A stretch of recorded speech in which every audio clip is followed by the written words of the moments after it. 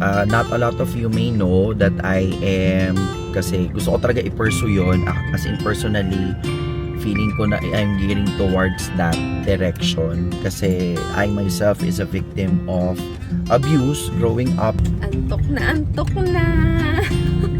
Aga kasi nitong nagising, guys. Bahay mo, girl.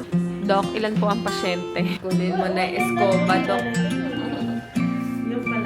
Anong gusto mo yun? Matulog sila ng maaga. May bala ka ba? No naman. Gabi-gabi naman ako. Lumilipad na naman ang isip mo.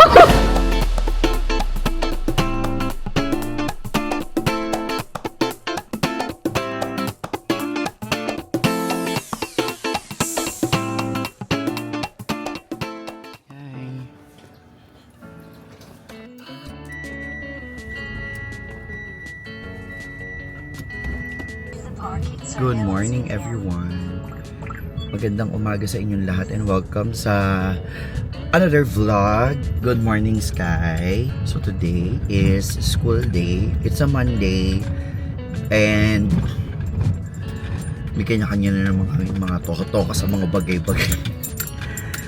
Siyempre, hahatid ko tong si Sky doon sa kanyang service. Din ako, may lakad din ako. Ikikwento ko sa inyo in a bit kung ano itong ganap ko ngayon. Kung ba't ako ang aga-aga nakaayos na ako, nakaligo na ako, nakabihis ako. Maaga ako nagising, mga 5:40. Ay, hindi pala, 4:40. Kasi meron akong serve sa simbahan ng 6 AM. Usually pag Monday. Dati kasi nung around 2023 every 6 AM ako gumigising at mag-serve. So ang serve ko sa church as a lector is Monday, Tuesday, Thursday, Friday, Saturday, ganun. Pero yung Saturday ko is 12 noon.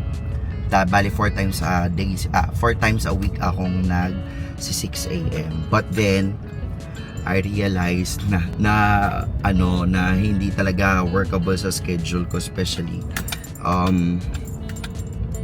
pag may mga gig or ganyan, hindi talaga naaayon sa aking schedule. So what I did, dahil gawa naman ng may serve ako ngayon ng 6 AM which is a Monday, kasi pag linggo kinabukasan wala naman akong ganap. So and sarado ang shop ng Lunes at the moment, temporarily wala kaming Monday kasi kulang kaming staff. Ang ginagawa ko, Monday 6 AM ako nagsuserve ng 6, then Friday, Saturday 12 noon. Ayan, para hindi rin ako ganun ka like haggard yung oras ng tulog ko. Normal yung tulog ko, normal yung gising ko. So nagagawa ko on the side yung ganong duties. So yun, after ko kanina ng mass, eto ngayon umuwi lang ako, hatid si Sky, then after aalis din ulit ako. So mamaya malaman niyo kung bakit. Na bata, good morning, bye.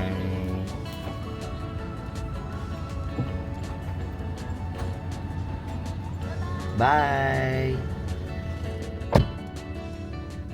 Justin! Eat ka na. Champorado. Bakit? Sarap naman. Kain tayo.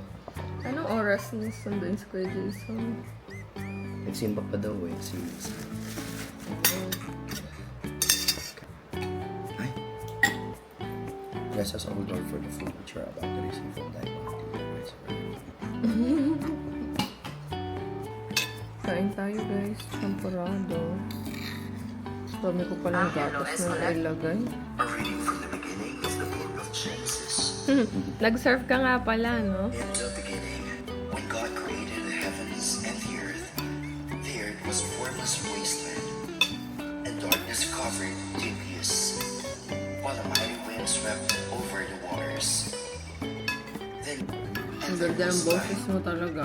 Talaga ba? Chika mo eh. Lo, chika. Bias ka lang eh. Asawa mo ko eh. Pag nagbabasa ka kasi talaga. Yung pagkain ulit. Ana.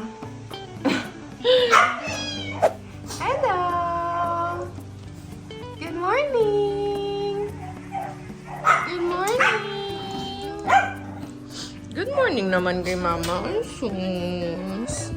Lit na pusa. Aray ko!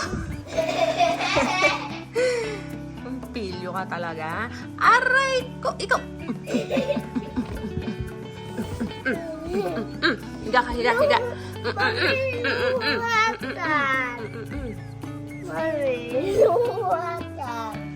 Tingnan mo itsura, oh. Pilyo talaga. Cute. Tingnan mo siya, Cloud, oh. Lilinis siya.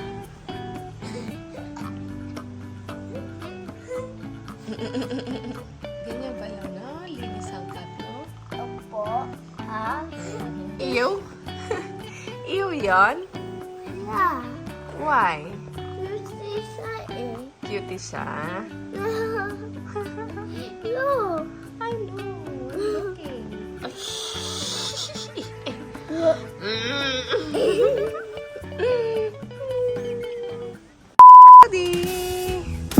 Ready ka na? Gulo-gulo yung buko. Di naligo to eh.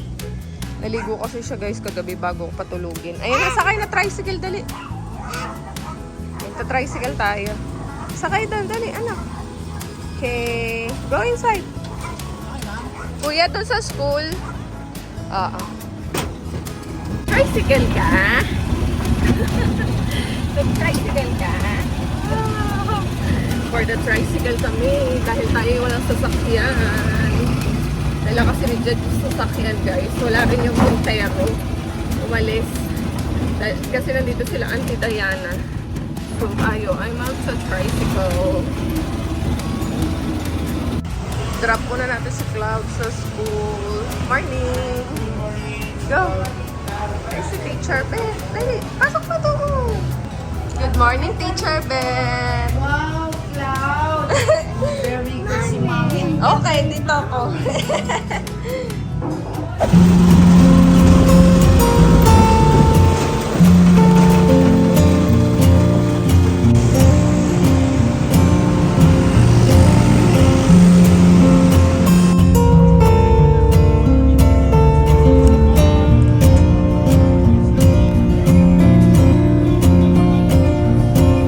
Thank you.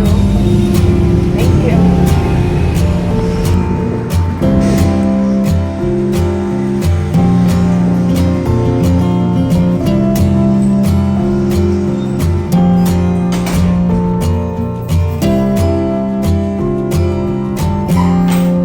Sarap din palang mag-bus.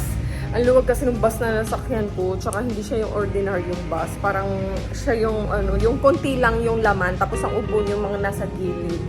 Tapos wala kang ka-traffic-traffic, kaya from school ni Cloudy, nag-commute lang ako papunta dito. It only took me 15 minutes. Sobrang bilis lang guys. Mas mabilis pa siya pag nakasasakyan ako pag nagpupunta dito. So anyway, yeah, I'll be here in the shop until afternoon. Yan. Si Jet, after nung class niya, dediretso na siya dito. So, mamaya na kami magtatagpo-tagpo. Okay, guys. Update ko kayo later. Mag-open lang ako ng mga lights and everything.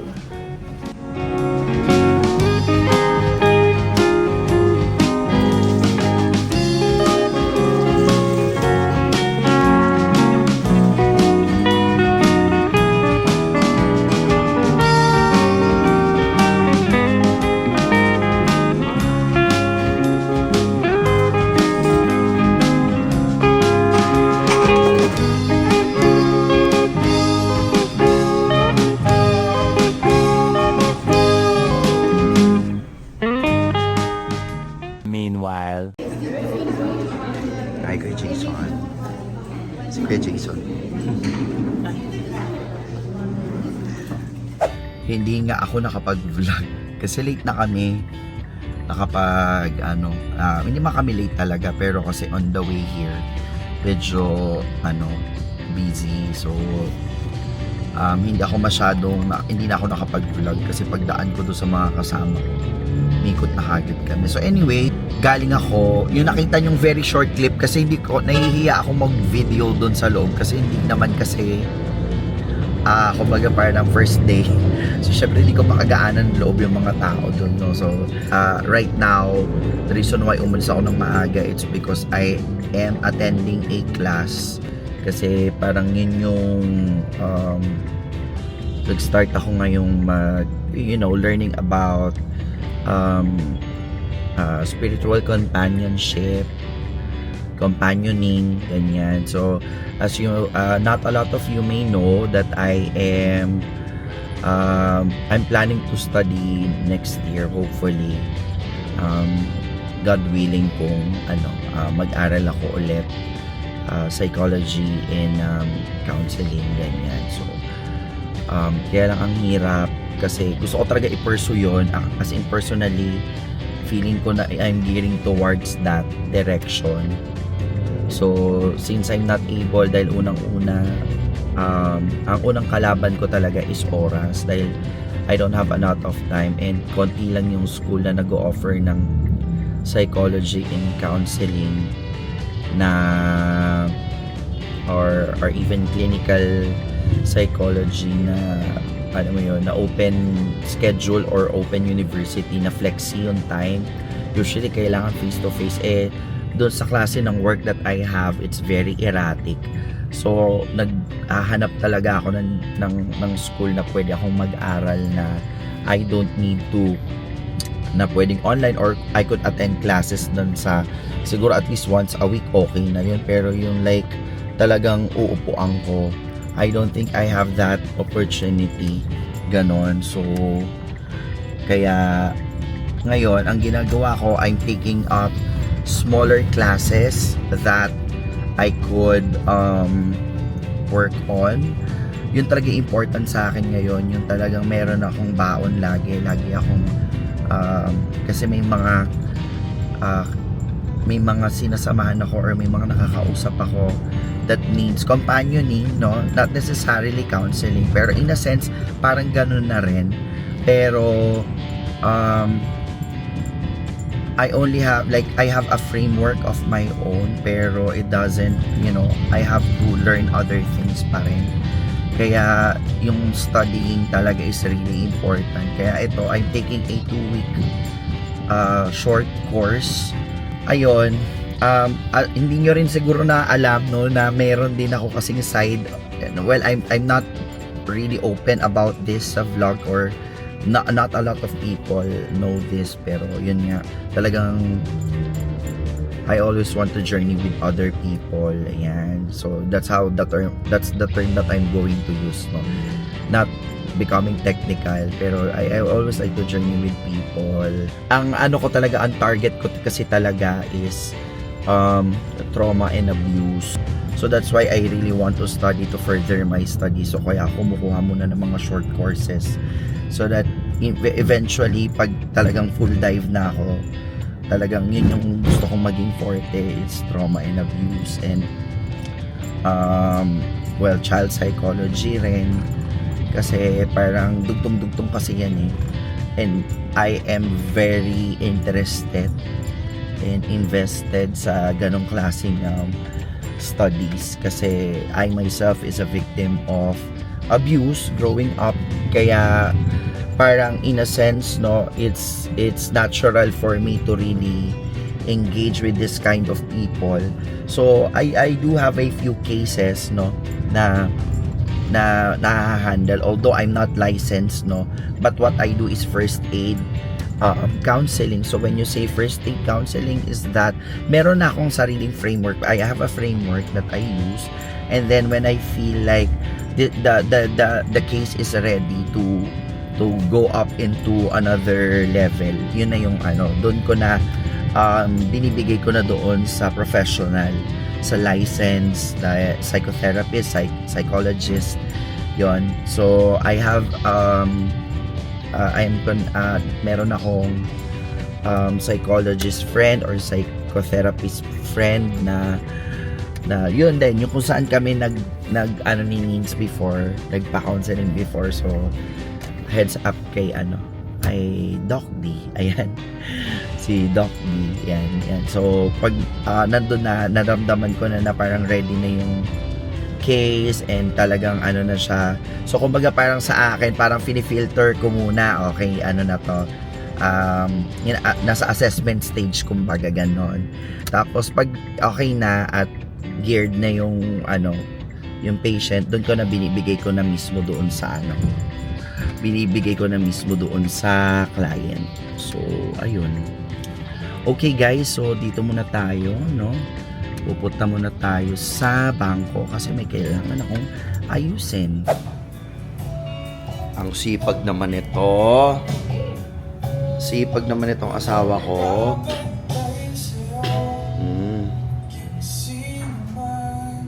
Teka. Okay naman. Kinuwento ko na sa kanila kung bakit ako umattend ng klase. Pero hindi ko pa nakikwento sa kanila kung ano nangyari. Ano nangyari doon? Okay naman. Mamaya ikwento ko. Mamaya ko i-share. Okay. So, ang gagawin naman natin ngayon ay magtatrabaho tayo. Gawa ng meron pa tayong guguguling ilang oras para mag-work. Which is also good kasi yan din talaga yung gusto ko. Kain muna tayo, guys. Date namin overwork. Favorite to ni Jet, yung char siu. For pick up pala ako ngayon. Buti nakalala ko. Kakagilapit ko sa school.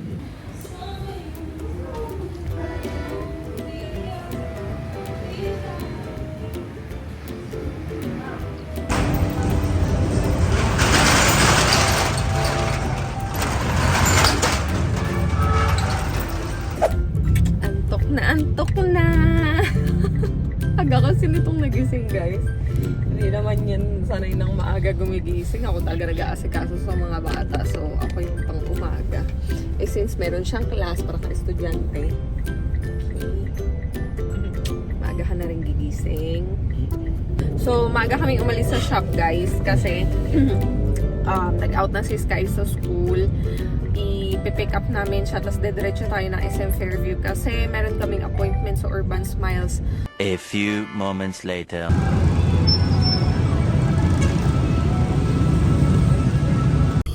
Di ba usapan natin mag-tutor ka? Wala naman akong homework eh. Tuloy, nagulat ako nung tumawag si Kuya Pong nandun ka na daw sa gate, naka-out ka na.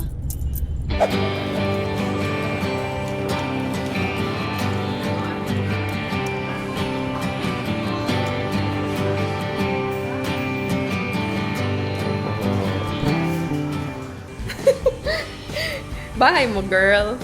Daming pagkain eh. Oh. Diba? Tingnan mo guys kung gaano kaganda dito sa branch nila ng SM Fairview. Punong-puno din ang ref. Ako, anak, water lang please. You can also have coffee in here. Yan, you can make your own coffee. Meron silang syrups available. Caramel. Ayan, meron din caramel. Caramel sauce, caramel syrup. Diba? Yan. Or you can go ng classic style with creamer and sugar. Doc, ilan po ang pasyente? Saan ang operahan?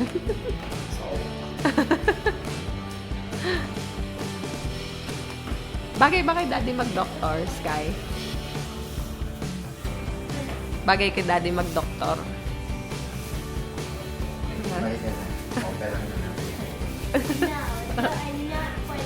I'm not for this. May tissue dito sa side.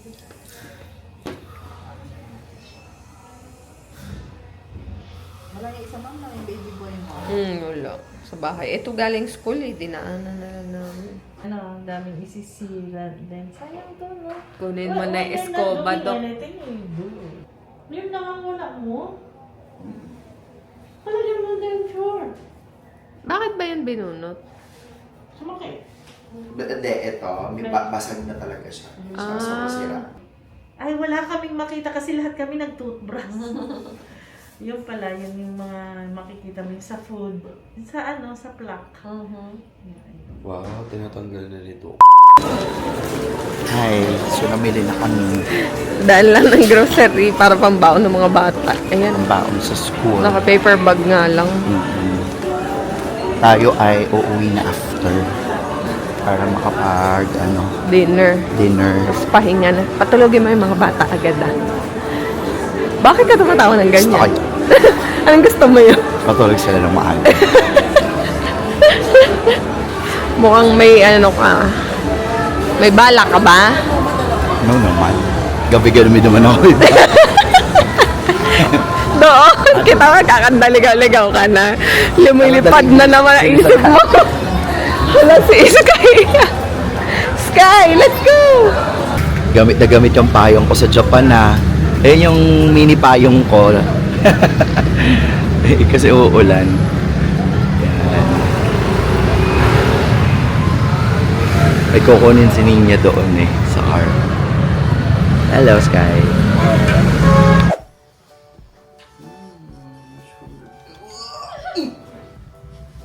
Agoy! Aloy.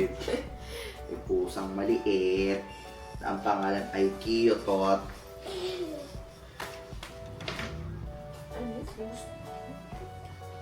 Teka nga dito. Miss na kita eh. Bebe.